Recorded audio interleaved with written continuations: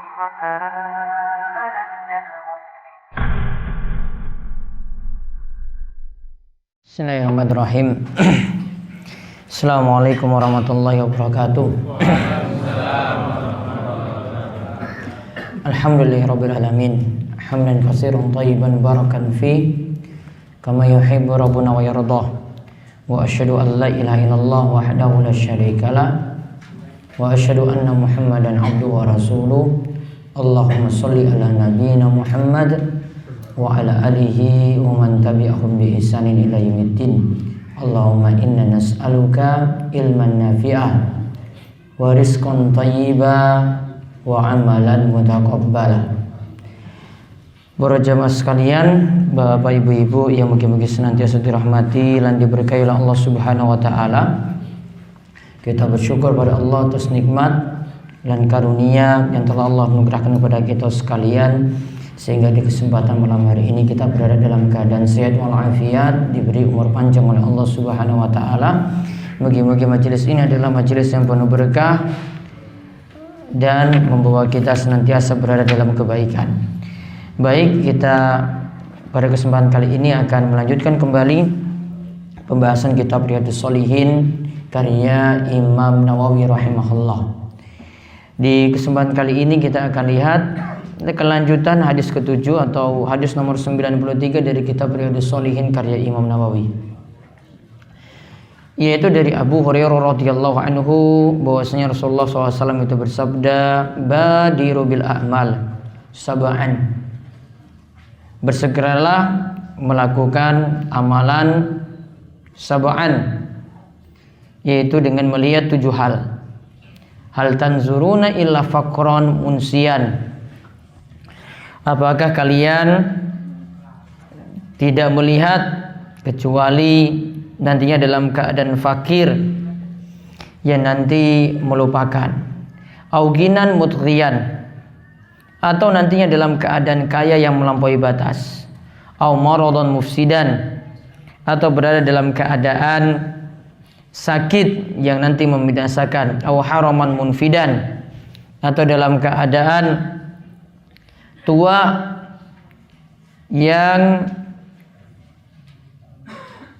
dalam keadaan sulit atau tidak kuat atau tidak sehat, au mautan mujhizan, atau dalam keadaan meninggal dunia yang begitu cepat seseorang itu akan mati, au dajjal fasyarun ghaibun yuntazar, atau nantinya akan datang dajjal yang merupakan fasyaru ghaibin, kejelekan yang gaib yang nanti ditunggu-tunggu, au sa'ah fasa'atu adha wa amar, atau datang nanti hari kiamat yang dimana kiamat ini nanti akan jadi musibah yang besar, wa amar asyaddu mararah min azabid dunya, yaitu menjadi siksa yang pedih yang nantinya seorang akan mendapatkannya di dunia.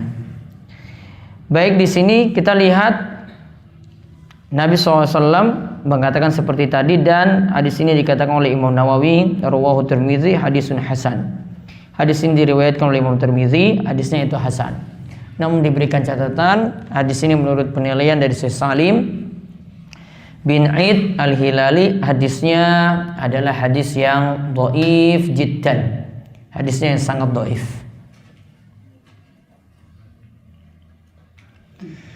Namun kita lihat dari sisi makna dari hadis ini masih bisa kita pakai, sehingga perlu kita mengulasnya atau kita mengkajinya karena mengingat pertimbangan dengan hadis-hadis yang lainnya.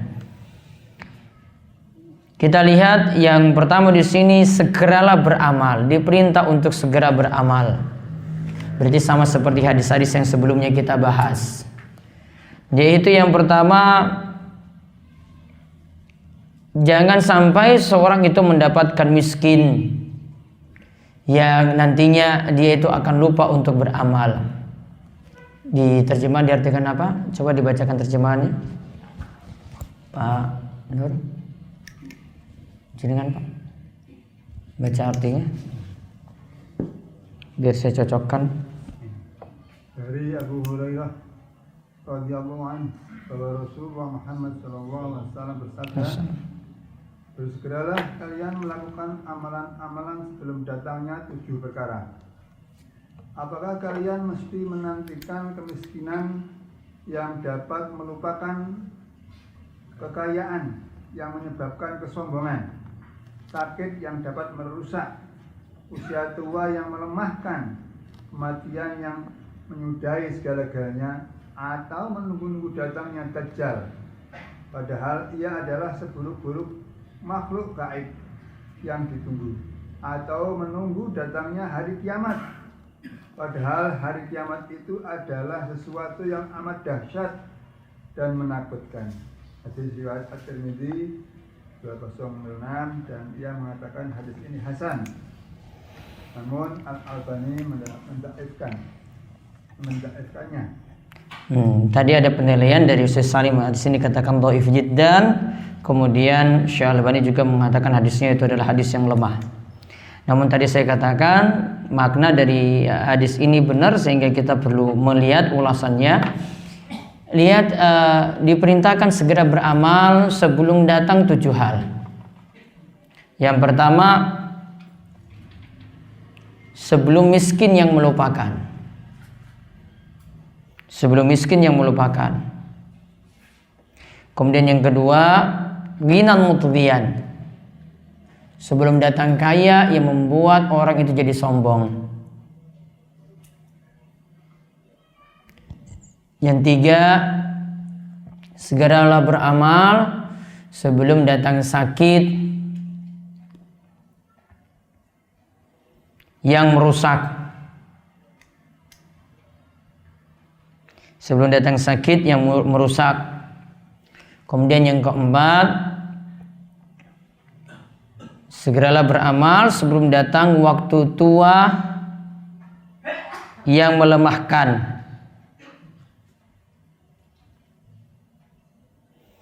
Kemudian yang kelima, segeralah beramal sebelum datang kematian yang menyudahi segalanya. Sebelum datang kematian yang menyudahi segalanya. Kemudian yang keenam, Dajjal, yaitu sebelum datang Dajjal yang merupakan makhluk gaib yang membawa kejelekan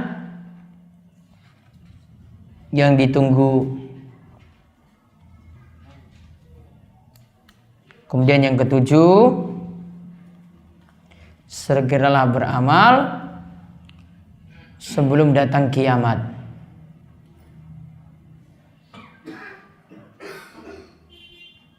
Yang dahsyat dan menakutkan. Yang dahsyat dan menakutkan.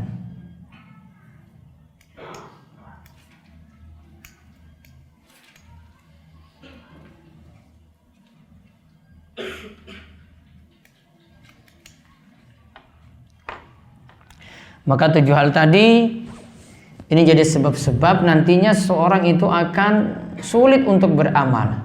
Coba perhatikan dari yang pertama, fakron munsian, miskin yang akhirnya itu melupakan dia.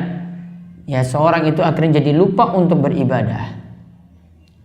Karena tidak semua orang miskin itu dia bisa sabar.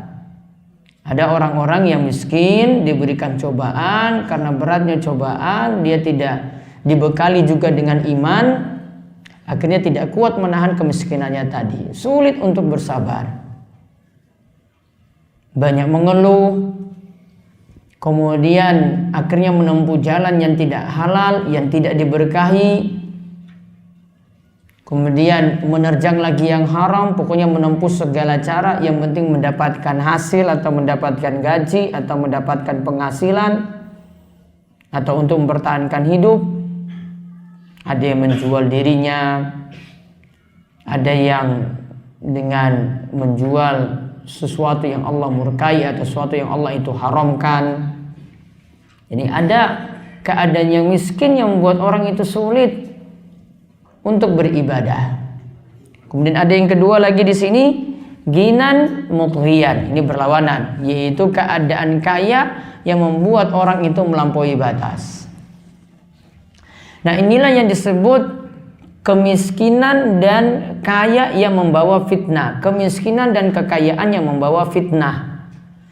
Maksudnya yang membuat orang itu akhirnya menjadi rusak. Atau fitnah dan atau miskin dan kekayaan yang jadinya malah jadi musibah. Oleh karena itu dalam suatu doa Nabi SAW pernah mengajarkan, Allahumma inni a'udzubika min fitnatil ghina wal faqr. Ya Allah, aku minta perlindungan kepadamu dari cobaan ketika seorang itu dalam keadaan miskin, begitu juga cobaan ketika seorang itu dalam keadaan kaya. Saya terjemahkan fitnah di sini dengan cobaan, dengan ujian. Karena kalau kita terjemahkan fitnah di sini dengan pengertian bahasa Indonesia nanti nggak pas. Makanya bahasa itu perlu dipahami dari bahasa aslinya dulu. Bahasa aslinya itu artinya apa? Jangan ini sudah tahu ini kata yang bukan bahasa asli kita pakai dari sisi terjemahan kita, keliru. Contoh misalnya kalimat fitnah tidak tepat diterjemahkan dengan memfitnah orang, membicarakan orang lain tanpa bukti, yaitu al-fitnatu asyaddu minal qatl, yaitu fitnah lebih dahsyat daripada pembunuhan. Kalimat ini tidak pas kalau diterjemahkan dengan fitnah orang, membicarakan jelek orang lain yang tidak benar. Coba jenengan terjemahkan saja. Berarti saya fitnah orang itu lebih enak, lebih mudah, lebih kejam daripada pembunuhan. Oh, berarti saya milih bunuh orang saja kalau begitu daripada fitnah. Ya. Fitnah yang dimaksudkan di sini kata para ulama pakar tafsir ketika menafsirkan ayat dalam surat Al-Baqarah tentang ayat ini, fitnah yang dimaksud lebih kejam daripada pembunuhan yaitu kesyirikan. Fitnah syirik, bencana orang itu terjerumus dalam syirik itu lebih dahsyat daripada perbuatan pembunuhan. Pas atau tidak? Pas. Dosa syirik memang lebih dahsyat daripada dosa pembunuhan. Ya, dosa syirik itu lebih dahsyat daripada dosa pembunuhan. Itu pas. Nah, kita kembali pada doa tadi. Dalam doa ini Nabi SAW itu ajarkan, ya Allah, aku minta perlindungan kepadamu dari fitnatil ghina wal faqr. Dari fitnah yaitu ujian ketika seorang itu dalam keadaan kaya akhirnya sulit bersyukur, jadi sombong. Atau sebaliknya fitnah ketika seorang itu dalam keadaan miskin, yaitu ujian ketika dia miskin, sulit bersabar, akhirnya lupa ibadah karena ngurus gimana supaya bisa selamat dari kemiskinan. Jadi pengennya kerja terus supaya terangkat kemiskinan pada dirinya. Akhirnya lupa untuk ibadahnya, lupa untuk akhiratnya. Ini yang dimaksud. Jadi dua hal ini walaupun bertolak belakang, dua-duanya dapat menjadi musibah dan ujian bagi kita. Jadi tidak selamanya miskin itu baik, tidak. Tidak selamanya kaya juga baik, tidak. Miskin yang membuat orang itu jadi lupa ibadah, tidak sabar. Jadi miskinnya jadi miskin yang jelek. Kaya juga yang membuat orang itu jadi sombong, tidak mau bersyukur. Itu kayanya jadi sifat kaya yang jelek. Jadi disebut miskin yang membawa fitnah, kaya yang membawa fitnah. Itu yang jadinya ujian, yang jadinya itu cobaan. Maka semestinya bagaimana? Jadikan kemiskinan itu menjadi lahan bagi kita untuk banyak-banyak bersabar, banyak lihat keadaan, banyak-banyak menerima.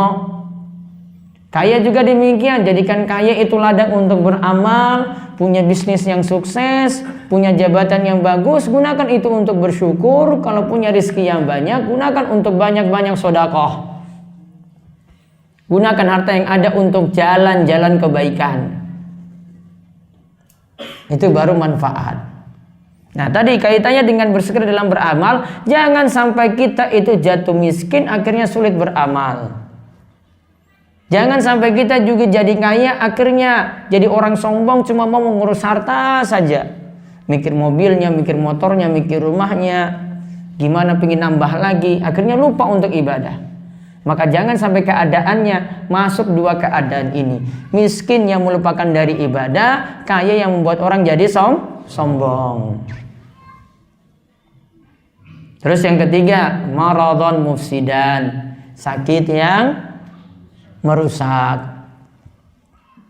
Karena sakit ini kadang yang menghalangi kita untuk ibadah. Ya, kadang sakit itu yang menghalangi kita untuk ibadah. Berat bagi kita untuk ibadah dikarenakan sakit. Maka Nabi SAW juga diantara doanya seperti ini doa beliau. Allahumma inni a'udzubika min zawali ni'matik wa tahawuli afiyatik wa fujaati niqamatik wa jami'i sakhatik. Doa Nabi SAW, ya Allah aku minta perlindungan kepadamu min zawali ni'matik, dari hilangnya nikmat, wa tahawuli afiyatik, dari berubahnya sehat menjadi sakit. Tahawul artinya berubah, sekarang sehat langsung tiba-tiba jadi sakit. Wa fujaati nikmatik, ya Allah jauhkanlah aku dari musibah yang datang tiba-tiba. Fujaah itu tiba-tiba, mendadak miskin, mendadak jatuh sakit, mendadak jatuh stroke misalnya. Wa jami'i sakhatik, ya Allah aku minta perlindungan kepadamu dari segala murkamu. Maka ini menunjukkan bahwasanya karena Nabi meminta perlindungan dari keadaan seperti itu, maka menunjukkan kita berusaha berdoa pada Allah supaya terus diberikan kesehatan. Karena sehat itu yang nanti membuat kita itu mudah untuk ibadah. Ya, ini sebenarnya saya susun dalam buku doa-doa, 50 doa ini mengatasi problem hidup. Ya, cari sendirilah bukunya di mana. Ya, itu ada, doa ini tuh ada. Itu bagusnya diamalkan. Ya, di antara manfaatnya tadi supaya tidak jatuh sakit mendadak. Kalau mau lagi flu, wah ini mau tanda mau demam, segera baca doa ini. Allah yang nanti akan kuatkan, Allah yang nanti akan berikan kesehatan. Di samping melakukan sebab-sebab. Walaupun nantinya Bapak Ibu sekalian, kita itu kalau dalam keadaan sakit, di mana saat kita itu sehat, kita itu rutin ibadah, tetap dicatat. Saat kita sakit ini dicatat seperti keadaan kita saat sehat. Apa dalilnya? Yaitu Nabi SAW itu katakan, ketika seorang itu dalam keadaan sakit atau dalam keadaan bersafar, kutiba lahu makana sahihan mukiman, maka akan dicatat baginya bagaimana keamalannya, kebiasaannya ketika dia itu sehat, ketika dia dalam keadaan mukim tidak bersafar. Sakitnya dia sholat sambil duduk seperti ini, gak bisa berdiri tegak sempurna. Maka keadaan dia saat sakit karena kebiasaan sholatnya itu berdiri, dicatat pahalanya sama seperti berdiri. Walaupun dia juga berbaring sholatnya, karena kebiasaan dia sholat maghrib, ngisya, subuh, zuhur, asar itu dengan berdiri, dicatat seperti berdiri. Karena kebiasaannya seperti itu. Wah ini lagi sakit, sulit ke masjid, gak bisa berjamaah. Padahal 5 waktunya berjamaah di masjid. Ya, 5 waktunya itu berjamaah di masjid. Maka dicatat pahalanya tetap dapat jamaah. Karena seandainya dia itu sehat, pasti berangkat ke masjid. Yang masalahnya pas sehat orang mangkat, lebih-lebih lagi ketika sakit. Maka perlu jaga acek itu amalan. Maka ketika sehat jaga baik-baik amalan. Saya harus berusaha paksa. Kalau saya sakit, mudah-mudahan dicatat juga ketika sama seperti saya juga sehat. Inilah juga faedah kalau amalan mau dijaga acek, mau dijaga rutin. Ya, punya kebiasaan puasa sunnah Senin Kemis. Pas hari Senin dan Kemis 1 minggu sakit berat, nggak bisa puasa sunnah. Padahal nanti kalau bertemu Senin Kemis dia puasa lagi. Berarti nanti dicatat sebagaimana dia itu puasa. Karena sakit ini yang menghalanginya untuk puasa sunnah. Itulah nikmatnya kalau orang itu jaga ajak atau rutinkan amalan tadi. Beda kalau orang itu amalan cuma sekali-sekali saja, tidak rutin. Contoh juga misalnya uzur lagi, bukan uzur sakit, bukan uzur safar. Misalnya jenengan bapak datang ke masjid, sudah dari rumah sudah persiapan. Oh ternyata masuk masjid perut nggak bisa ditahan, mau ke belakang. Terus iqomah. Ketika sudah selesaikan hajatnya, buang hajatnya, sudah selesai, sholatnya rampung. Dapat pahala berjamaah atau tidak? Dapat. Karena dia meninggalkan sesuatu karena uzur. Dicatat sebagaimana niatnya atau kebiasaannya. Berarti kaidahnya orang yang punya uzur padahal sudah punya kebiasaan. Ya, orang yang punya uzur padahal sudah punya kebiasaan, maka dicatat dapat pahala sebagaimana kebiasaannya. Maka dapat pahala sebagaimana kebiasaannya. Saya ulang, orang yang punya uzur padahal punya kebiasaan, maka akan dicatat pahalanya sama seperti kebiasaannya. Dicatat pahalanya sebagaimana kebiasaannya. Termasuk juga kalau kita dalam keadaan sepuh. Dulu pas pas lagi kuat, Masya Allah, gesit semangat sekali. Pergi untuk berdakwah, pergi untuk berjamaah, pergi untuk ngisi pengajian. Namun ketika sudah tua, sudah sepuh, akhirnya berkurang. Tetap amalannya dicatat itu sama seperti ketika dia itu muda. Karena seandainya uzur ini itu tidak ada, dia tetap beramal seperti itu. Inilah juga salah satu penafsiran dari ayat dalam surat Alam Nashrah, walaqad khalaqnal insana fi ahsani taqwim summa radadnahu asfala safilin. Awalnya kami ciptakan manusia dalam keadaan yang sempurna, kemudian kami kembalikan mereka dalam keadaan rendah. Lalu Allah lanjutkan, illal ladzina amanu wa amilus solihati falahum ajrun ghairu mamnun. Kecuali orang-orang yang beriman dan beramal soleh, pahalanya tidak pernah terputus. Salah satu tafsirannya, diciptakan dalam keadaan sempurna tadi, yaitu dalam usia muda, dikembalikan dalam keadaan lemah, yaitu di usia tua. Dicatat langgeng amalannya ketika di usia muda dia beramal, langgeng terus dicatat amalannya sampai dia usia tua. Walaupun ketika tua sepuh sulit untuk beramal. Ya, sulit untuk beramal. Nanti silakan lihat di kitab-kitab tafsiran dari ayat tadi dalam surat Alam Nashrah.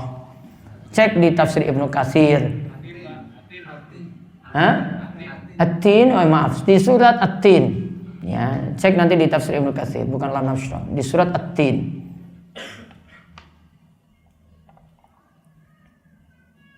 Ya, itu ada pembahasannya. Salah satu penafsiran seperti itu.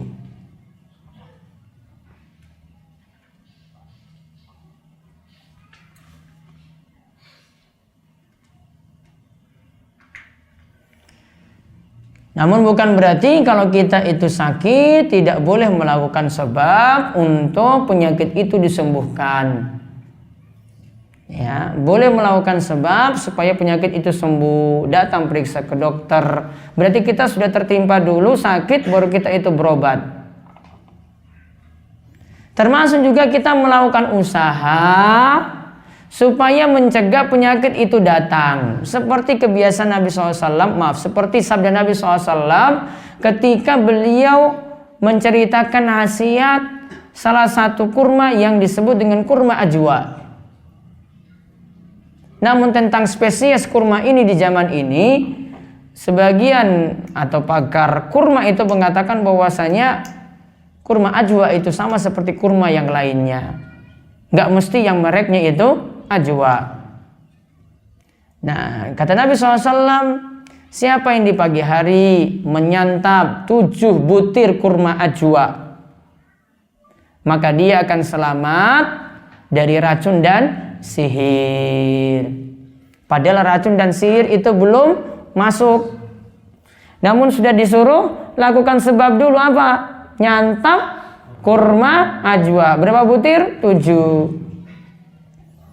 Namanya pencegahan. Kalau tadi itu pengobatan, ini pencegahan. Pencegahan dalam syariat agama kita itu boleh. Ya, itu namanya pencegahan. Pencegahan itu boleh.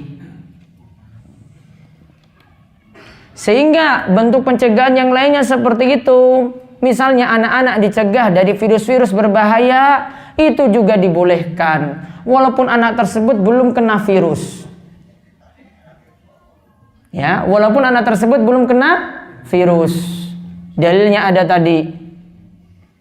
Itu belum kena racun, belum kena sihir, namun disuruh makan kurma ajwa, berarti mencegah. Berarti kalau untuk mencegah anak-anak supaya tidak kena penyakit berbahaya, tidak terkena campak, tidak terkena virus-virus berbahaya, maka dibolehkan juga untuk imunisasi. Ya, dalilnya gampang. Terus kalau ada yang bilang itu belum steril dari enzim babi, ingat enzim itu, makanya saya selalu jelaskan kayak gini. Bawa sekolah tinggi-tinggi. Saya itu bingung kalau mau jelaskan pada orang yang kurang tinggi ilmunya. Karena nanti nggak connect, nggak nyambung. Kita punya ilmu yang sudah tahu ini bidangnya ini, ngomong dengan yang ahli ilmu itu paham. Ya, namun kalau ini yang nggak sekolah ngomong dengan saya, ya saya mau jelaskan gimana, nggak nyambung. Makanya saya bilang kalau mau diskusi datang di sini gitu. Mau diskusi masalah ini, kalau mau debat dengan saya di Facebook mau ini, ngapain saya layani orang yang nggak sekolah? Iya toh, ngapain, dia bukan bidang dia. Kalau mau diskusi datang sini, kita sama spesialis apa? Ini ada kimia, ada farmasi, dokter, diskusi bareng-bareng. Ini bawa satu dalil ini, belum pakai panjang lebar ini. Ya, ini baru satu dalil tok ini. Dalil kurma ajwa.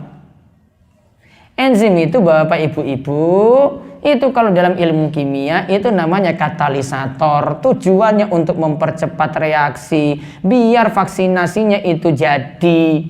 Obatnya lah gampangannya, obatnya itu jadi. Namun enzim itu nggak pernah ada di hasil akhir. Sehingga kalau MUI bilang itu memang bermasalah dari sisi enzimnya, iya. Namun dia tidak ada di hasil akhir. Itu nggak ada di hasil akhir. Dan ini isu-isu ini baru muncul ketika pemerintah sedang galakkan vaksinasi imunisasi. Kenapa nggak dari dulu? Ya baru protes. Ini lagi pemerintah lagi galakan baru diprotes. Kalau saya jadi pemerintah, mohon maaf, saya mungkin punya kuasa, saya tangkap-tangkap orang yang protes-protes seperti itu. Ingat, ini mencegah. Ini virus ini beda di zaman simbah-simbah dulu, nggak ada. Ini zaman sudah rusak. Betul nggak? Betul. Mau disamakan dengan zamannya simbah dulu. Simbah dulu itu masih sehat. Mereka konsumsinya itu masih steril. Sekarang senangnya begadang, banyak polusi, hidupnya nggak sehat, istirahatnya kurang. Ya, dulu itu makannya itu masih enak-enak. Ya kalau tinggal di desa mungkin masih bisa. Ini tinggal Imogiri dekat dengan Giwangan, dekat dengan Ring Road, polusinya lebih banyak dibandingkan dengan selatan sana. Ya, iya toh? Iya. Di sini yang lebih pantas diimunisasi daripada orang desa. Virusnya lebih banyak. Maka tolong kalau ada program pemerintah seperti ini, husnuzon saja dengan pemerintah. Enggak mungkin pemerintah itu mau bunuh rakyatnya sendiri. Yang di atas sudah beristihad, sudah ada profesor, sudah ada doktor, sudah ada pakar-pakarnya. Ya, sudah ada spesialisnya. Bahkan kita yang paham kimia, farmasi, dokter, itu sudah ada buku juga sendiri untuk mendukung hal ini. Salah satu isu misalnya, kemarin ada yang diimunisasi akhirnya lumpuh. Pernah dengar itu berita? Nah, berapa orang yang lumpuh? 1. Harusnya kan berita yang benar kalau imunisasinya masalahnya itu gini, 1000 orang diimunisasi, 1000 orang itu lumpuh. Ki guru wong siji. Beritanya benar bagaimana? Jangan cuma percaya berita dari koran-koran. Koran-koran kan cuma cari rating saja. Wong ada camat saja yang kritik sesuatu saja diperbesar-besarkan. Ya, ada camat di Gunung Kidul ada kritik tentang sedekah laut, itu masuk koran, dikritik habis. Ya. Padahal cuma kritik gitu aja. Wong saya ngomong sana sini sedekah laut nggak boleh saja, nggak masuk koran, nggak dikritik habis. Iya baru ngomong sekali masuk koran, dipelintir sana sini nggak dimuat utuh. Ya. Akhirnya dikritik sana sini habis. Padahal sudah sering orang itu bilang seperti itu. Kok percaya sama berita koran gitu? Ya. Ada polisi yang punya kasus, ya nangkap seseorang karena dia itu punya salah. Akhirnya polisi nanti dibuat-buat berita lagi. Polisi yang salah nih nangkap orang nih padahal dia itu benar. Berita lagi yang buat-buat. Salah tangkap. Ya, polisinya dituduh ya yang minta sogokan lah. Nanti dipelintir-pelintir lagi di berita. Kita kan cuma dengar dari Facebook, yang itu video bisa dipotong-potong, cuma baca dari berita cuma diambil sepenggal-sepenggal saja. Makanya kalau lihat di dunia maya, lihat di koran-koran gak usah anggap serius, kecuali dapat bukti nyata. Zaman ini sudah dibilang kemarin, zaman ini zaman rusak. Disuruh apa kemarin pertemuan terakhir? Sabar, zaman wes rusak kok. Nyikapi kok serius banget itu nyikapi sesuatu. Ispir, koreksi dulu, cross check dulu, lihat dulu beritanya. Sabar lihat berita. Gue langsung telan mentah-mentah, gue langsung bantah sana sini. Ternyata ditelusuri beritanya yang salah. Akhirnya muat berita lagi, maaf kemarin ralat, salah teks, salah berita. Minta maaf lagi. Kan semua kan bisa selesai gara-gara minta maaf kan? Iya. Bendera merah putih saya dibulak-balik saja minta maaf selesai kan? Selesai. Dibuat putih di atas, merah di bawah. Selesai nggak? Minta maaf jadi selesai. Dan saya juga buat berita, kalau beritanya salah minta maaf saja. Maaf kemarin salah. Wes rampung kan? Rampung. Kan mau permainan berita kayak begitu. Kembali ke tadi. Berarti untuk penyakit, sekali lagi, boleh kita obati kalau penyakitnya itu sudah datang. Boleh kita juga mencegah. Itu ingat, boleh diobati, boleh kita cegah. Ada dalilnya dua-duanya. Namun ingat, untuk cara mengobati, tempuh cara yang benar. Kalau caranya sudah nggak logis, nggak usah ditempuh. Contoh, niki penyakit ditransfer ke kambing. Logikanya di mana coba? Nggak ada yang nyambung langsung connect gitu, tiba-tiba itu sudah keluar penyakitnya. Ya. Atau dipindahkan ke telur, telurnya akhirnya kelihatan ini, ada penyakitnya. Pakai logika saja, gimana cara pindahnya? Ini penyakit ada di tubuh orang.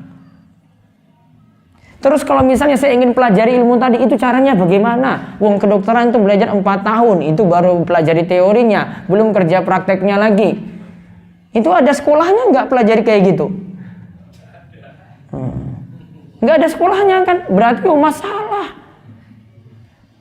Ini orang buat obat, kuliah di farmasi. Yang mau periksa kesehatan, kuliah di kedokteran. Kuliahnya lama. Ini kok cuma 1 minggu sudah dapat ilmu sakti seperti itu, terus percaya. Kan gak masuk dalam logika.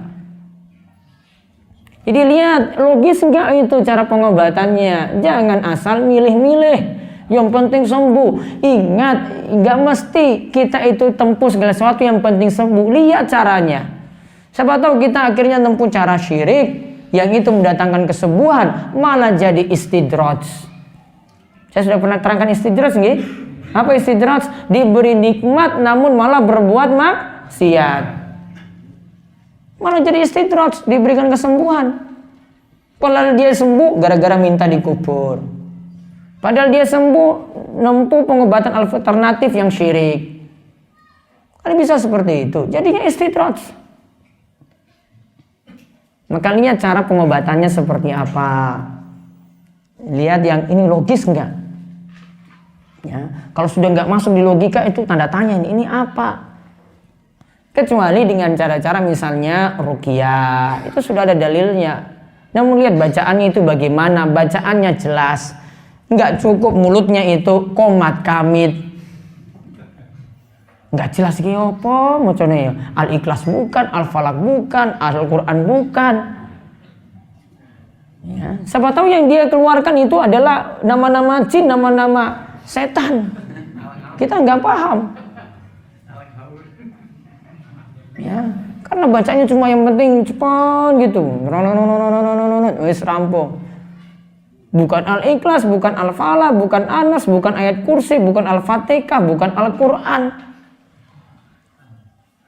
Kan jadi masalah. Walaupun sembuh. Namun jangan-jangan sembuhnya itu gara-gara jin juga yang tahan penyakitnya. Nambah lagi ada jin yang merasuk lagi dalam tubuh. Nambah kerjaan lagi. Paham ya? Jadi kalau mau cari kesembuhan, banyak bergantung pada Allah. Tempuh cara yang benar. Tawakal penuh pada Allah. Tempuh cara yang benar. Kemudian yang berapa itu? 4. Haraman munfidan, keadaan tua yang melemahkan. Itu sama seperti yang dibahas tadi. Sudah sepuh, sulit untuk beribadah. Maka disuruh segera beramal. Jangan sampai engkau itu tua, sudah sulit untuk beramal. Namun ingat tadi kaidahnya, kalau dapati uzur, ya, sedangkan kita punya kebiasaan, berarti kebiasaannya sebelum tua itu ada, maka ketika dapat uzur saat tua dicatat sesuai dengan kebiasaan. Berarti orang sepuh nggak pernah khawatir kalau di usia mudanya dia itu beramal terus, nggak pernah khawatir. Wah, saya akan dicatat seperti masa muda saya. Ini juga semakna dengan hadis Nabi SAW, ihfazillah yahfazka, jagalah Allah maka Allah itu akan menjagamu. Yaitu jagalah Allah di usia muda maka Allah akan menjagamu di usia tua. Di antara pengertiannya seperti itu. Kemudian yang kelima, beramallah sebelum datang kematian yang mengakhiri segalanya. Dan orang kalau sudah meninggal dunia tidak punya harapan apa-apa lagi untuk beramal. Tidak ada lagi manfaat untuk beramal. Dan selalu orang yang meninggal dunia itu berharap-harap bisa kembali lagi ke dunia. Dan ini jadi dalil kalau ini sudah mengakhiri segalanya, berarti kalau sudah dalam kubur sudah tidak bisa lagi beramal. Apakah bisa ditransfer amalan oleh orang lain? Itu baru bisa. Namun lewat amalan-amalan tertentu. Apa amalan tertentu yang bisa ditransfer pada orang mati? Apa amalannya? 1, doa. Mau doa dari anak soleh, mau doa dari orang lain. Namun doa anak soleh yang paling manfaat. 2, apalagi yang bisa nyampe? Sodakoh. Sodakoh jariyah. Bisa juga kurban atas nama orang yang telah meninggal dunia. Nanti terakhir ada buletin, nanti silakan bawa pulang. Itu dijelaskan tentang panduan kurban ringkas 1 lembar. Termasuk tadi kurban atas nama orang yang telah meninggal dunia. Para ulama seperti seperti Komisi Fatwa Kerajaan Saudi Arabia memasukkannya dalam sedekah jariyah. Masuk. Apalagi? Ilmu yang bermanfaat, iki ngulang ikro'nya, bacaan Qur'annya dipakai terus selama dia itu dipakai amalannya, maka terus dapat pahala walaupun sudah di dalam kubur. Apalagi yang manfaat? Nyaur utang.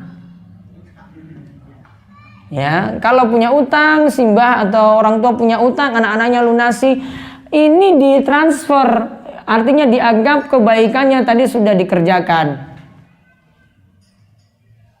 Maka dianggap sudah lunas. Apalagi yang manfaat? 5. Badal haji atau badal umroh. Anaknya umrohkan orang tuanya atau hajikan orang tua, maka bermanfaat untuk orang tua yang telah meninggal dunia. Coba diulang tadi apa? Doa, terus sedekah, ilmu yang bermanfaat, nyaur utang, terus haji, badal umroh. Ada lagi yang lain?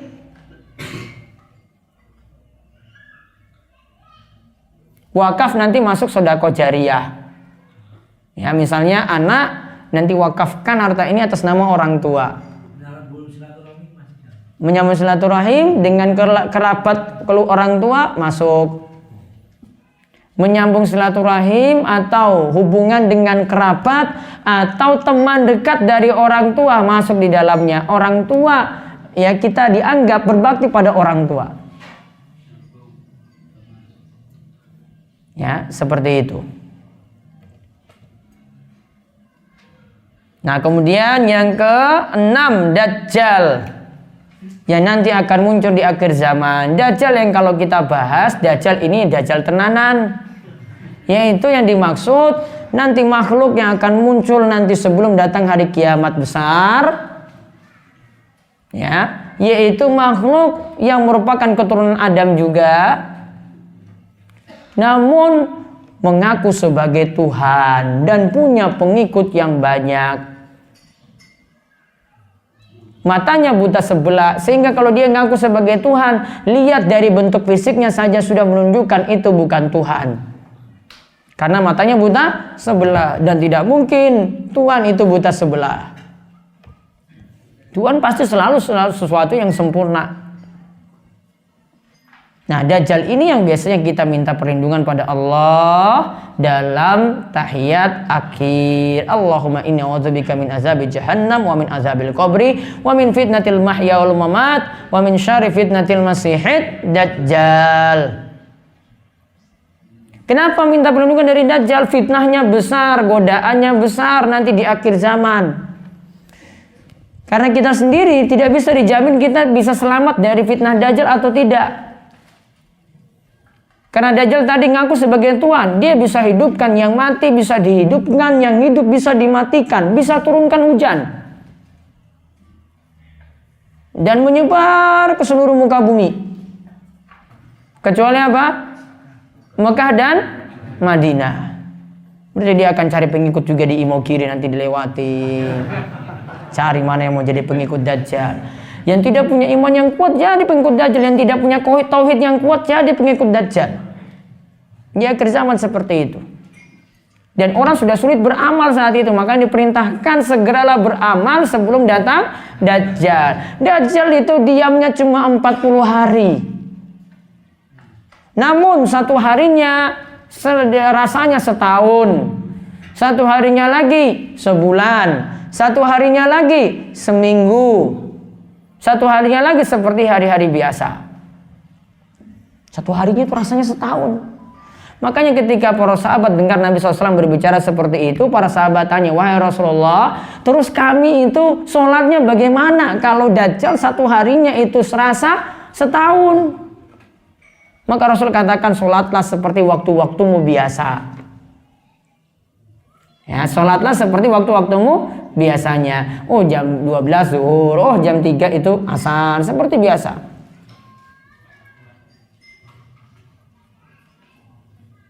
Nah, kemudian yang terakhir, yang ketujuh, segeralah beramal sebelum datang kiamat.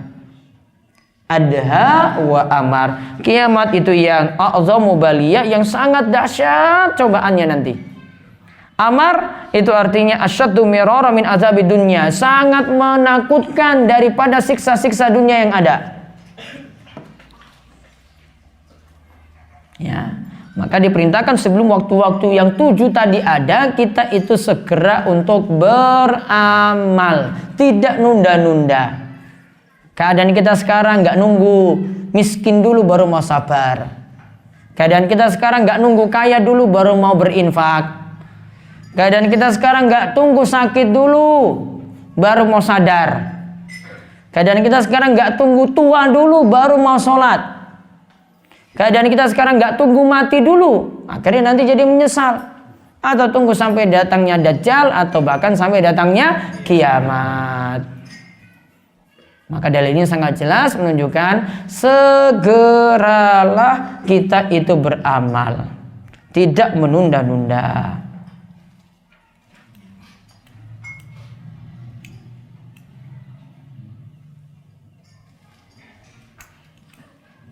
Wallahu alam bisawab. Nantinya ambil niki panduan kurban. Ada yang belum dapat buku panduan kurbannya? 1-2 orang aja kan? Itu banyak? Coba ngacung-ngacung. Wah, ini kabeh iki kepet. Terbatas ini nanti. Cuma bawa 100.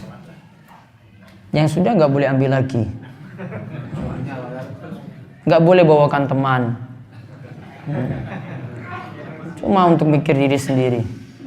Satu masjid kalau bisa 1 dulu. Satu masjid 1. Tapi monggo jika ada yang ingin bertanya dipersilahkan, silahkan. Untuk pekan depan nanti libur ya. Ya, mau ngurus kurban.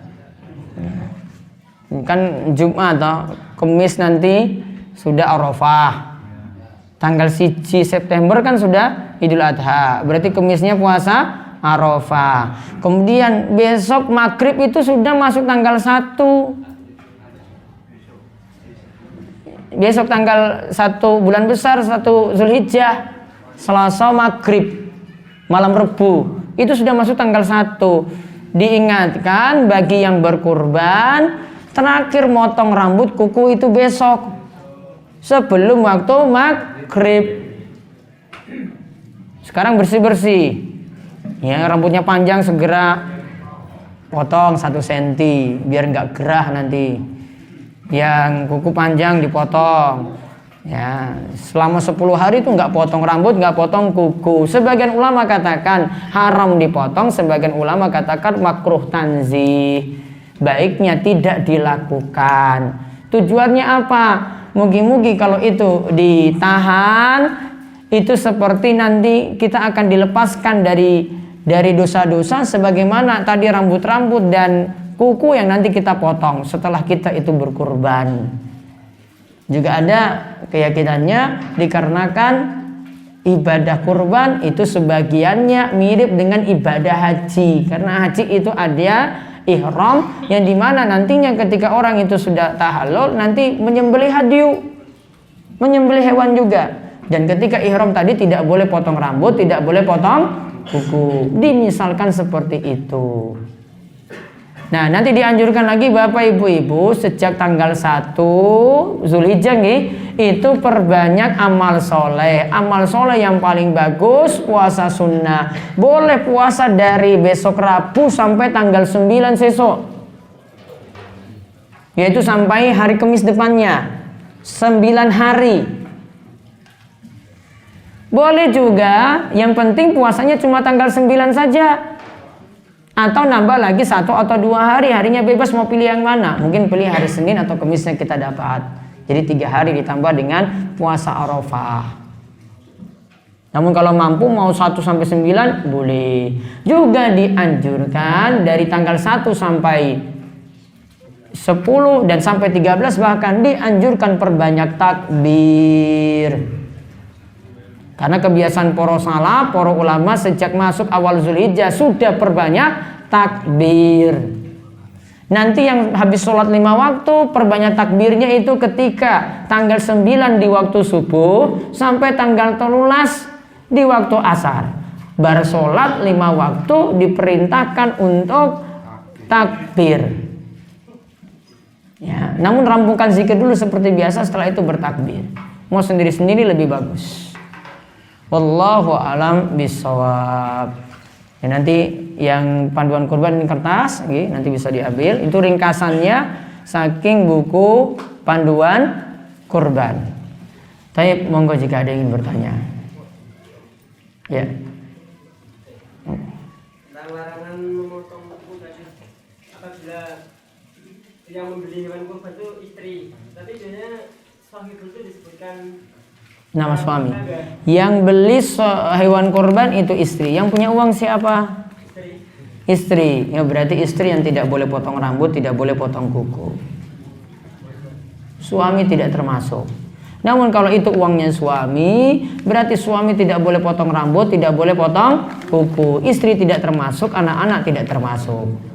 Tapi yang disebutkan kepala rumah tangga. Yang disebutkan adalah yang punya uang.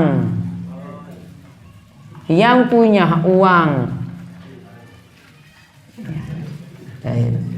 Kalau barang-barang baiknya tidak.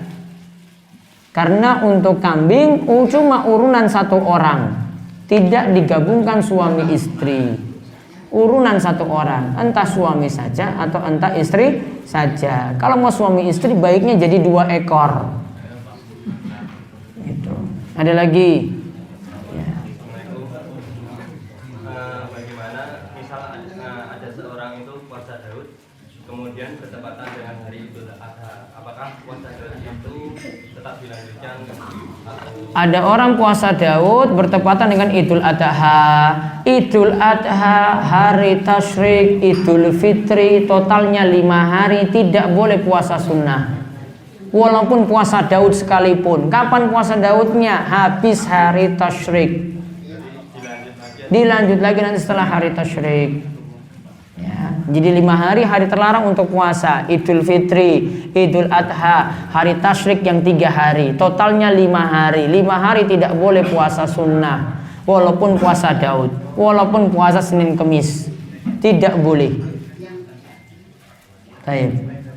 Ada lagi?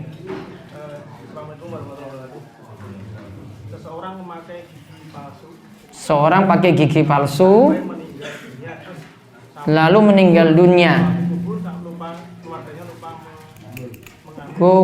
Ketika meninggal dunia, keluarganya lupa mencabut gigi palsunya tadi. Bagaimana hukumnya? Masih boleh. Artinya tidak terlalu masalah kalau itu terlanjur dikuburkan. Tidak mesti kuburnya dibongkar-bongkar lagi. Baik, ada lagi. Sebagaimana juga keyakinan yang tepat, ya kalau memang tali pocong itu nggak dilepas nggak masalah. Ya, jangan terlalu bermasalah dengan tayangan di televisi. Kemudian tali pocong tidak dilepas itu tidak menunjukkan nanti pocongnya gentayangan. Nanti nambah keyakinan, tambah syirik lagi. Jangan punya keyakinan seperti itu. Mau dilepas silahkan. Namun kalau ada yang tidak dilepas bukan berarti nantinya pocong ini masalah, mayit ini masalah. Enggak. Kita punya rencana mau safar dan misalnya kita sudah menjamak takdim, berarti di awal sholat antara maghrib dan isya yang dikerjakan di waktu maghrib. Kemudian qadarullah kita tidak jadi pergi karena suatu alasan, tapi kita sudah menjamak sholat maghrib dan isya tadi, padahal waktu isya belum masuk. Jika waktu isya nanti tiba, apakah kita sholat lagi atau tidak? Kita punya rencana safar. Maka kalau punya rencana, dihitung-hitung dulu. Saya bisa kerjakan sholat di masing-masing waktu ataukah tidak, karena belum mau jalan. Ya, belum mau jalan. Beda kalau kita sudah punya perhitungan pesawat jam 7. Dan nantinya saya sulit sholat isya di pesawat. Berarti saya majukan sholat maghrib, isyanya saya majukan di waktu maghrib, jamak takdim. Kenapa dimajukan? Wah, saya nanti sulit kerjakan isya di pesawat karena perjalanan nanti lama. Maka ketika itu majukan isya ke waktu maghrib. Namun karena belum jalan tidak boleh dikosor, cuma dijamak. Artinya apa? Maghribnya tetap 3, isyanya tetap 4. Maghrib 3, isyanya 4. Tidak boleh isyanya dikosor karena belum jalan. Misalnya jenengan sudah sampai Adi Sucipto, sudah sampai sana, wah pesawat jam 7, namun saya belum sholat isya ini. Saya majukan aja lah daripada saya nanti sholatnya sulit nanti di sana. Dimajukan. Namun karena masih di Jogja, maghribnya 3, isyanya tetap 4. Tapi boleh dijamak, diawalkan. Jadi timbang-timbang seperti itu. Nah nantinya ternyata pesawatnya delay.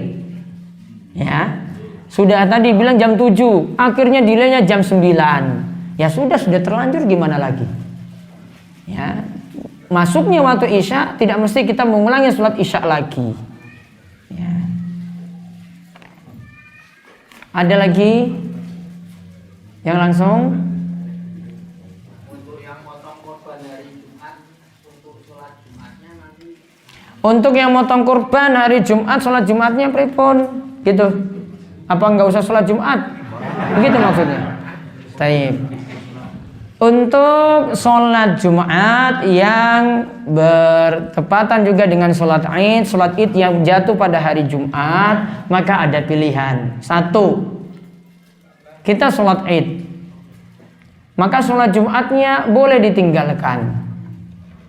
Ketika Ibnu Zubair masuk waktu Jumat, ketika itu teman-temannya lihat Ibnu Zubair itu tidak berangkat ke masjid untuk sholat Jumat. Dia malah milih sholat zuhur sendirian di rumah. Malah memilih sholat zuhur sendirian di rumah, tidak berangkat Jumatan. Lalu Ibnu Zubair dilaporkan sama Ibnu Abbas. Wah, Ibnu Abbas itu Ibnu Zubair tidak berangkat sholat Jumat. Lalu Ibnu Abbas katakan, asoba sunnah. Ibnu Zubair itu benar, dia menjalankan sunnah Nabi SAW. Kenapa? Karena bertabrakan 2 Id. Jadi memilih salah satunya boleh. Namun sekarang masalah yang kedua, gimana sholat zuhur? Apakah tetap dikerjakan? Tetap dikerjakan. Karena nggak mungkin satu hari sholatnya jadi cuma 4 waktu. Tetap sholat zuhur dikerjakan. Adapun ulama yang menyatakan tidak perlu lagi sholat zuhur, pendapat yang sah, pendapat yang keliru atau nyeleneh. Ya, tetap sholat zuhur karena gampangnya kaidahnya sholat gak mungkin berkurang dari 5 waktu. Ya, sholat tidak mungkin kurang dari 5 waktu, gak ada. Kemudian bagaimana dengan sholat Jumat? Apakah masjid nanti boleh liburkan? Tidak boleh libur. Tetap dijalankan seperti biasa. Kenapa kok tidak libur? Karena nanti ketika lihat masjidnya libur, jamaah ada yang perlu untuk sholat Jumat. Mungkin pagi tadi nggak sholat, nggak pergi ke lapangan atau ada uzur, atau dia memang mau sholat Id sekaligus sholat Jumat. Tetap diadakan, sehingga nggak boleh jamaah di masjid yang ada di Imogiri, ya takmir masjidnya nanti tulis mohon maaf hari Jumat ini bertepatan dengan Id, sholat Jumatnya itu libur, nggak boleh. Ya, jadi mesti ada yang tetap mendirikan sholat Jumat, walaupun ada yang memilih tidak memilih sholat Jumat namun ganti dengan sholat zuhur. Terus sholat zuhurnya gimana? Bisa sendirian. Wallahu a'lam. Ada lagi? Saya langsung. Monggo Pak. Ini Ustaz, kita belok ke ke tafsir ini. Tidak membahas fikih atau hadis ini. Iya. Itu kan dalam ayat-ayat Fawaatihus Suwar, Toha, Yasin, Qaf dan lain sebagainya lah. Itu para ahli tafsir itu kan menerjemahkan wallahu a'lam, tidak hanya Allah. Nah kita kaitannya dengan sholawat badriyah atau salawat badriyah. Salatullah salamullah ala toha rasulillah, salatullah salamullah ala yasin lagi. Jadi dalam syairnya itu seolah-olah toha dengan yasin itu kan dimanakan Rasulullah itu Muhammad. Iya, Toha dan Yasin dalam sholawat tersebut dimaknakan dengan Muhammad. Saya pernah bertanya dalam suatu pengajian dan saya percaya. Jadi jawab beliau itu adalah salah satu atau dua daripada nama panggilan Muhammad. Jadi dipanggil Toha, bisa dipanggil Yasin. Pernah saya menemukan dalam suatu hadis yang saya lupa sanad dan rawinya ya, itu sahabat itu memanggil kanjeng Nabi itu memanggil Muhammad itu ya Abul Qasim, jadi pakai kunyah ya, jadi karena salah satu di antara putra itu ada yang nama Qasim. Tapi yang ya Toha atau ya Yasin saya belum menemukan. Ini bertanya sama Ustaz, di mana kira-kira kita temukan itu untuk menambah pengetahuan saya. Nah, bahwa Muhammad itu panggilan beliau itu bisa Yasin, bisa Toha. Sedangkan Yasin dan Toha itu biasa dipakai nama orang. Kalau tempat saya ada Pak Toha, Pak Yasin ada. Tapi kalau ya Yasin, ya Toha itu saya belum temukan hadisnya. Terima kasih. Di mana kita temukan? Ini kalau kita lihat dari ada pembahasan dalam kitab sirah Nabi, itu para ulama ada yang membuat bab khusus nama-nama Nabi Shallallahu Alaihi Wasallam. Kitab sirah Nabawiyah. Jadi dalam kitab sirah tersebut nanti dibahas nama selain nama Nabi Muhammad Shallallahu Alaihi Wasallam, yaitu beliau tidak hanya dinamakan dengan nama Muhammad, namun punya nama-nama lain yang menunjukkan sifat-sifat yang mulia. Punya nama-nama lain yang menunjukkan sifat-sifat yang mulia. Contoh, di dalam surat As-Saff beliau dipanggil, Nabi Isa memanggilnya dengan Ahmad. Ya'ti min ba'di ismuhu Ahmad. Akan datang Nabi setelahnya, itu setelah Nabi Isa namanya Ahmad. Berarti nama kedua namanya Ahmad.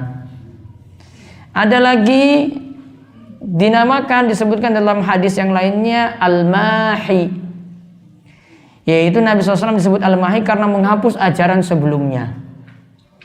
Al-Mahi juga beliau disebut Al-Hashir karena semua umat itu nanti belakangnya akan menemukan Nabi SAW. Akhirnya Nabi SAW itu mengumpulkan dan ini jadi Nabi terakhir, Al-Hashir. Ada lagi Al-Aqib yang menunjukkan belakang, berarti Nabi yang terakhir. Ada juga beliau dinamakan Al-Muqaffi. Al-Muqaffi itu artinya mengikuti Nabi sebelumnya, karena Nabi sebelumnya semuanya mengajarkan tauhid. Maka Nabi Muhammad SAW juga mengajarkan tauhid. Beliau juga disebut Nabiyu Taubah, Nabiyu Taubah, dan juga beliau disebut Nabiyu Rahmah. Ya, Nabiul Taubah juga disebut dengan Nabiul Rahmah. Ada juga dalam riwayat lain disebut nama beliau Al-Mutawakkil. Al-Mutawakkil itu apa? Orang yang pasrah penuh, tawakal penuh pada Allah. Ini semua pakai riwayat, ada dari Al-Quran, ada dari hadis.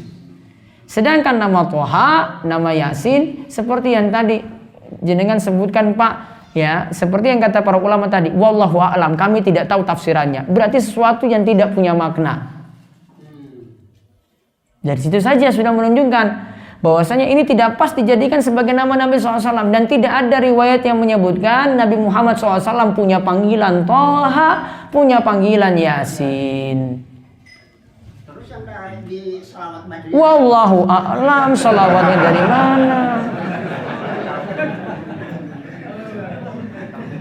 Karena salawatnya kan bukan asalnya dari zamannya Nabi, namun kan buatan para penyair belakangan.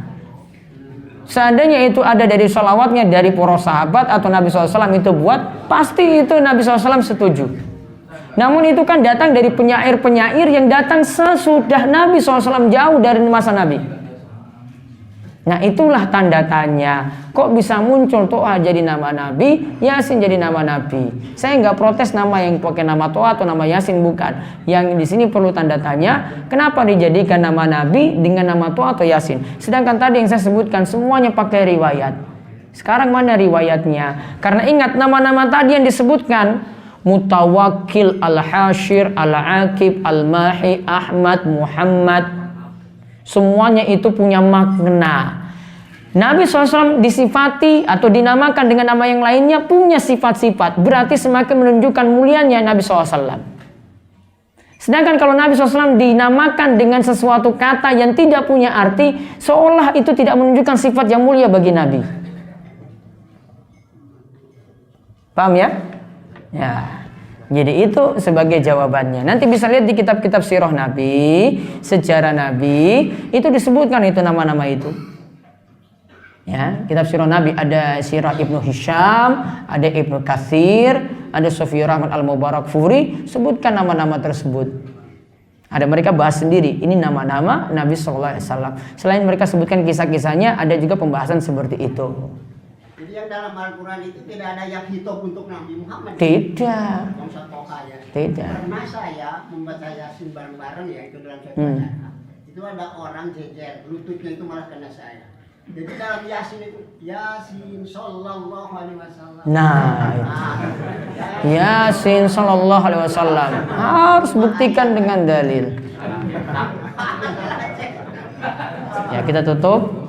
Kalian doa kafaratul majelis, mudah-mudahan berkah bagi Bapak Ibu sekalian, mudah-mudahan senantiasa diberi kesehatan dan panjang umur. Kita tutup kalian doa kafaratul majelis, monggo. Subhanakallahumma bihamdika, asyhadu an la ilaha illa anta, astaghfiruka wa atubu ilaik. Assalamualaikum warahmatullahi wabarakatuh.